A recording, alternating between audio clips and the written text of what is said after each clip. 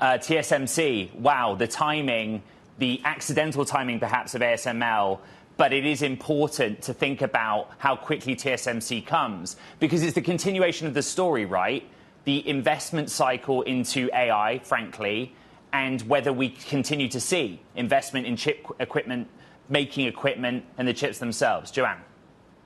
Yeah, Ed, clearly TSMC has already released monthly numbers, so we have a good indication that their results are going to be solid and led by AI. The ASML news is more about, I think, China, particularly the pull forward in China for some of that equipment ahead of increasingly severe regulations against ASML shipping there. So 47% of ASML's business comes out of China, and that's going to have a big factor. The fact that ASML did acknowledge that AI continues to be strong, but elsewhere things are weaker, could reflect a number of things, starting with Intel and its plans to delay some of its and cancel some of its overseas projects, for example. Let's just dig into how sad, as the CEO of ASML called it, the rest of the market is without AI.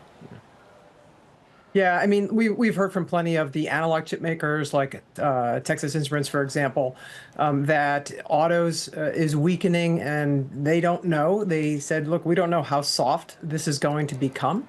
It hasn't gotten severe yet, at least the last time we heard from them. But on the other hand, we also have heard that inventories have cleared in other end markets for semiconductors like industrials, and that we're starting to see a pickup there. So it's really hard to read ASML's comments about orders into the broader sort of away from the leading edge chip businesses like analog or microcontrollers.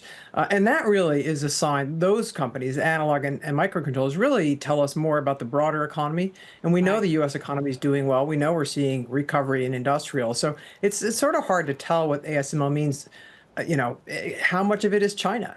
How much of it is Intel pushing out its plans? So it's actually not as straightforward to read, I think, as some people think it is. Let's give the nuance, therefore, because you're so good at doing that, JoAnne, because this comes in the context of the breaking news that came on Monday that maybe we will see yet more and more, limitations on exports from the US and around the world to China. NVIDIA chips, for example. Why was NVIDIA so sold off yesterday if it's not around AI? How much of an importance is China-US to some of these valuations? Yeah, NVIDIA shouldn't really have sold off on the ASML news yesterday, particularly because ASML said this has nothing to do with AI. Right. So I think what you're seeing is, NVIDIA is a big component of many ETFs.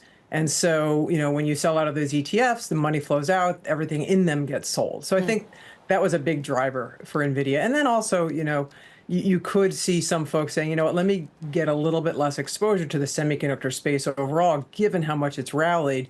That could just have been a decision made on diversification lines. But I think it's probably the ETFs that drove most of that.